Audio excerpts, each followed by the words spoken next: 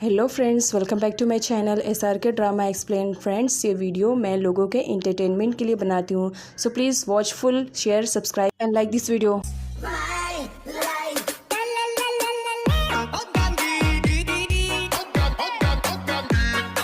करण को दा की फिक्र हो रही थी। वो उसके घर पर आए थे देखने के लिए, बट दा उसे कहीं पर भी दिखाई नहीं दे रही थी। इसी वजह से वो वापस चले जाता है। उसके जाते ही वहाँ पर दा की एंट्री होती है। दा कार से बाहर निकलती है।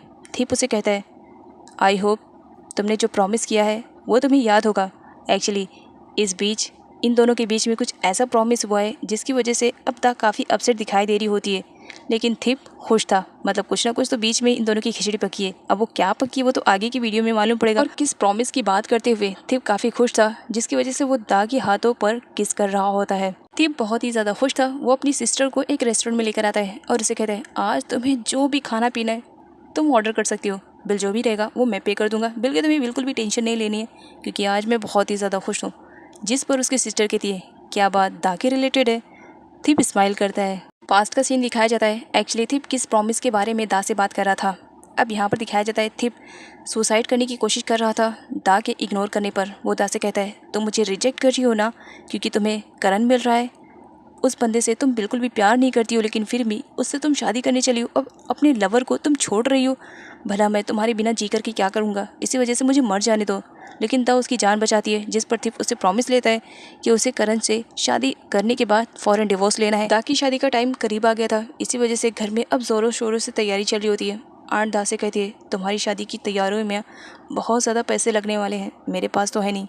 जिस पर दा कहती है, आपको फ़िक्र करने की ज़रूरत नहीं है, आप मुझे बता दीजिएगा बस आपको कितना अमाउंट चाहिए, मैं आपको दे दूँगी। जिस पर उसकी आंट उससे अपने डायमंड वाले नेकलेस के बारे में बात करती है, क्योंकि वो आंट बहुत ही ज़्यादा लालची रहती है। आगे नैनी दा को समझा रही होती है कि तुम एक छोटी बच्ची हो, तुम्हें अभी सही गलत में फ़र्क नहीं दिखाई दे रहा है, तुम्हें बिल्कुल भी दिखाई नहीं दे रहा कि किस तरह तुम्हारी फैमिली वाले तुम्हारा फ़ायदा उठा रहे हैं।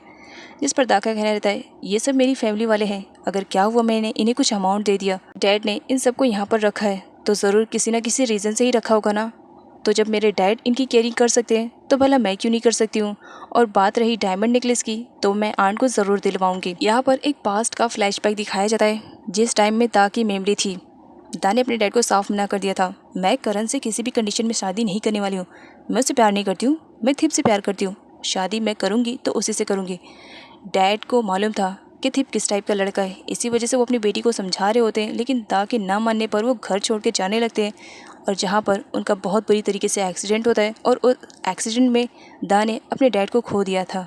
इधर दा की कज़न सिस्टर को दिखाया जाता है, मानती, जो कि शॉपिंग करने में एक नंबर, शॉपिंग करना, महंगी महंगी चीज़ें लेना, वो उसकी हॉबी थी, उसे बहुत ही ज़्यादा पसंद था। लेकिन उसे मालूम पड़ता है कि उसके क्रेडिट कार्ड में पैसे अब ख़त्म हो गए हैं, तो उसे बुरा तो लगता है, लेकिन अपनी चीज़ें देख करके वो खुश हो जाती है। थैंक गॉड, मेरे पास कम से कम इतनी चीज़ें तो है, मैं शॉपिंग करके तो लेकर आई। मानती अपनी मॉम को अपनी कैबिन में देख करके कुछ टाइम के लिए परेशान हो जाती है, क्योंकि उसकी मॉम कभी आया नहीं करती थी।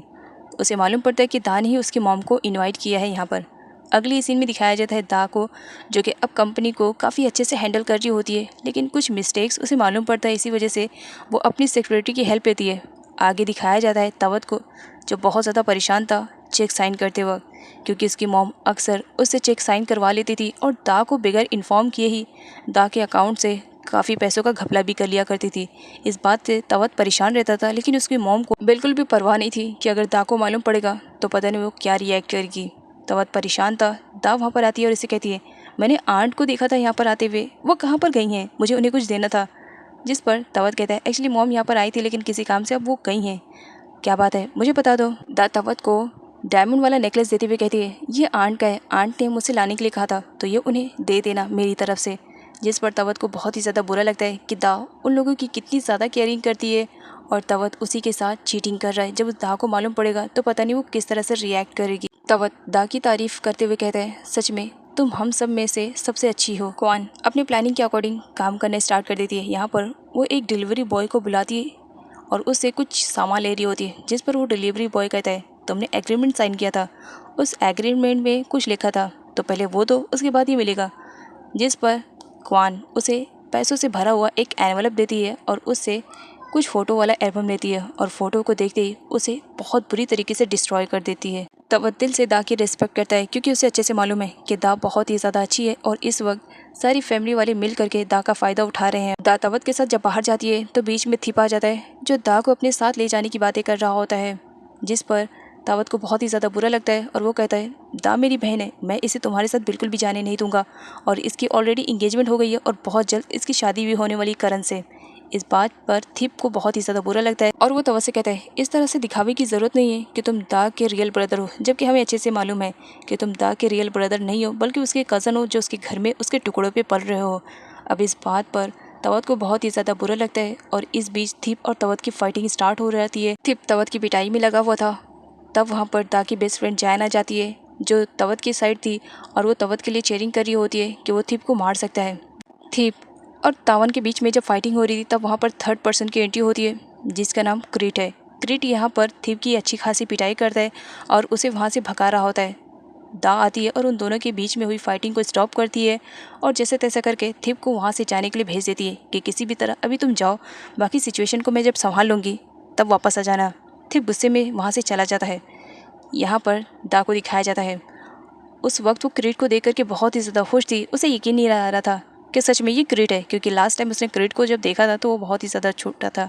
क्रीट उसके लिए फ्लावर्स लेकर आया हुआ था, वो उसे फ्लावर्स ऑफर करता है और कहता है आई होप तुम्हें ये पसंद आए। अगली सीन में थिप और क्रीट की फाइटिंग इंटरनेट पे छा जाती है। सेक्रेटरी उसे देख करके इंजॉयमेंट ले रही होती है।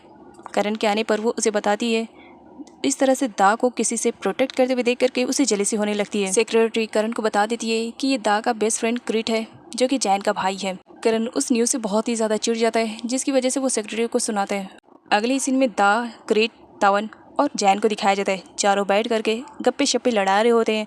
क्रीट यहाँ पर दा के बारे में पूछ रहा होता है कि वो अभी क्या करिए, क्योंकि अभी क्रीट को मालूम नहीं है कि उसकी इंगेजमेंट हो चुकी है। दा क्रीट के लाए हुए फ्लावर्स की तारीफ करती है और इसे थैंक्स बोलती है कि चलो बाय द वे कोई तो है जिसे आज तक याद है कि मुझे कौन से फ्लावर्स पसंद है। तब जेलिसी की हालत में वहाँ पर एंट्री होती है करण की और वो इस तरह से लोगों के सामने प्रोटेंड करने लगता है मानो वो दा की कितनी ज़्यादा केयरिंग करता है और सारे लोगों के सामने दिखावा करने लगता है कि उन दोनों के बीच में बहुत ही ज़्यादा प्यार है। यहाँ पर करण हर बात में दा को बस डार्लिंग ही बोले जा रहा था। ये सुनते ही जैन कहती है सच में तुमने अच्छा डिसीजन लिया दा, देखो करण तुमसे कितना ज़्यादा प्यार करता है। सच बताओ दा, तुम दोनों को इस तरह से प्यार करते हुए देख करके अब शादी के रिलेटेड मेरी थिंकिंग चेंज हो गई है। ये बात सुनते ही तवत भी बहुत ही ज़्यादा खुश हो जाता है और अपने हाथों को उठा लेता है, लेकिन रियलाइज़ होने पर वो बहुत ही ज़्यादा नर्वस भी फील करता है। करण दा से फ्लावर्स ले लेता है और साइड में रख देता है। अगले ही सीन में दिखाया जाता है इन दोनों शातिरों को, मतलब क्वान और थिप को, दोनों अपनी अपनी प्लानिंग कर रहे होते हैं, जहाँ पर थिप अपनी प्लानिंग के बारे में क्वान को बताता है, जिसे सुनने के बाद क्वान भी शॉक में थी। थिप, क्या सच में तुम इतनी स्मार्ट हो, इतनी अच्छी प्लानिंग तुमने कैसे की, आई कांट बिलीव। अगली सीन में दिखाया जाता है दा वॉशरूम का बहाना बना करके अपनी बेस्ट फ्रेंड जैन के साथ बाहर आई हुई थी ताकि उन दोनों के बीच में थोड़ी सी बात हो जाए। बातों ही बातों में दा जैन से ये भी बता देती है कि वो करण से शादी तो ज़रूर करिए, लेकिन शादी के कुछ टाइम बाद वो डिवोर्स ले लेगी। ये बात सुनते उसकी फ्रेंड जैन भी शॉक में, हाँ दा क्या बकवास कर रही हो, अभी तो तुम्हारी शादी हुई भी नहीं, और जो शादी हुई नहीं तुम उसे तोड़ने के बारे में सोच रही हो। आगे दिखाया जाता है जब दा वापस आती है तो करण उसके लिए चेयर भी खसकाता है और उसे बड़े ही प्यार से बिठाता है। क्रीट और दा को एक साथ देख करके करण को जेलसी फील हो रही थी। वो दा से कहता है दा, क्या तुमने इन लोगों को बताया नहीं कि हमारी इंगेजमेंट हो गई है और हमारी प्री वेडिंग की फ़ोटो कितनी ज़्यादा प्यारी है, क्या तुमने दिखाई? जिस पर दा कहती है मेरे पास नहीं है। करण कहता है अच्छा, मुझे अच्छे से मालूम था, तुम्हारे पास कहाँ से होएगा, मेरे पास है, मेरे फ़ोन में है, मैं दिखाता हूँ। और ये कहते हुए वो हर किसी को अपनी प्री वेडिंग की फ़ोटो को दिखाने लगता है, जिस पर सारे लोग उसकी तारीफ़ भी करते हैं। लेकिन क्रीट ये सब देख करके बहुत ही ज़्यादा अपसेट फील कर रहा था, उसे बुरा लग रहा था, लेकिन करण को मज़ा आ रहा था। वो बार बार बस क्रीट के ही पास अपना सेलफ़ोन देने की कोशिश करता है ताकि वो अच्छे से देख ले कि भाई वो जिस पर नज़र डालने की कोशिश कर रहा है दा ऑलरेडी इंगेजमेंट हो चुकी है और वो शादी करने वाली है। खाना खाने के बाद अब सब लोग वहाँ से जाने लगते हैं, जिस पर जैन कहती है ओके दा, तो चलती हूँ, नेक्स्ट टाइम फिर मिलूँगी, मैं अपने भाई क्रीट के साथ यहीं से चली जाऊँगी। दा उसे गुड बाय बोलती है। यहाँ पर दिखाया जाता है जैन को। जैन आती है और वो सडनली तवत से कहती है आई थिंक तवत तुम्हें भी हमारे साथ जाना चाहिए, जिस पर तवत कहता है नहीं, मैं दा के साथ चले जाऊँगा। तब जैन उसे इशारा करती है कि उन्हें करण और दा को एक साथ थोड़ा सा टाइम देना चाहिए। तवत रेडी हो जाता है उन दोनों के साथ जाने के लिए और वो वहाँ से जाने लगता है। जाने से पहले बड़े ही प्यार से क्रीट दा को गुड बाय बोलता है। करण को जेलसी फील होती है और वो दा को कुछ बोलने से पहले खुद ही गुड बाय बोल देता है और जल्दी जाने के लिए कहकर स्माइल कर रहा होता है।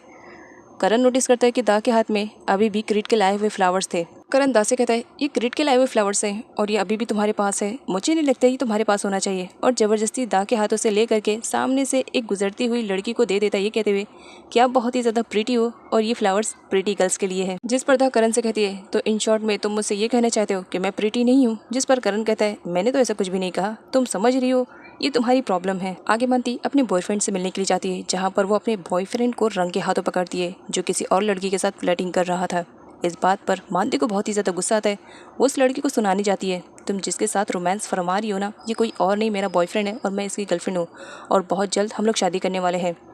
जिस पर मानती के बॉयफ्रेंड को बिल्कुल भी अच्छा नहीं लगता है। वो मानती को ज़बरदस्ती वहाँ से लेकर के जाता है और उसे समझाने की कोशिश करता है, देखो मानती, मुझे लग रहा है कि तुम कुछ ज़्यादा ही ओवर रिएक्ट कर रही हो। एक्चुअली तुम जिस तरह से समझ रही हो ऐसा कुछ भी नहीं, वो मेरी कज़न सिस्टर है, बस इसी वजह से मैं उसे थोड़ा टाइम के लिए घुमाने के लिए लेकर आया हूँ क्योंकि वो एब्रोड से यहाँ पर जल्दी शिफ्ट हुई है। इस बात पर मानती को भी बिल्कुल भी अच्छा नहीं लगता है। तुम और मुझसे झूठ बोल रहे हो, एक तो अफेयर चला रहे हो मेरे पीठ पीछे और ऊपर से मुझसे झूठ भी बोले जा रहे हो, तुम्हारी इतनी हिम्मत। जिस पर मानती के बॉयफ्रेंड को बहुत ही ज़्यादा गुस्सा आता है और वो कहता है, मुझे नहीं लगता कि फ्यूचर में हम दोनों कभी एक दूसरे से शादी कर पाएंगे, और गुस्से में वहाँ से चला जाता है। क्वान और थिप उस टाइम वहीं पर थे और वो सब कुछ देख लिए थे कि मानती के साथ हो क्या रहा है। उसके अगले ही सीन में नापा को दिखाया जाता है जो एकदम पागलों की तरह फूचैन को ढूंढ रही होती है। एक्चुअली बता दो, ये फूचैन कोई और नहीं, नापा की प्यारी कैट है जिसे वो ढूंढ रही थी। और कैट ना मिलने पर वो अपना फ्रस्ट्रेशन उस बंदे पे निकालती है जो वहाँ पर क्लीनिंग कर रहा था। नापा को कुछ आवाज़ें आती है तो फॉलो करने लगती है।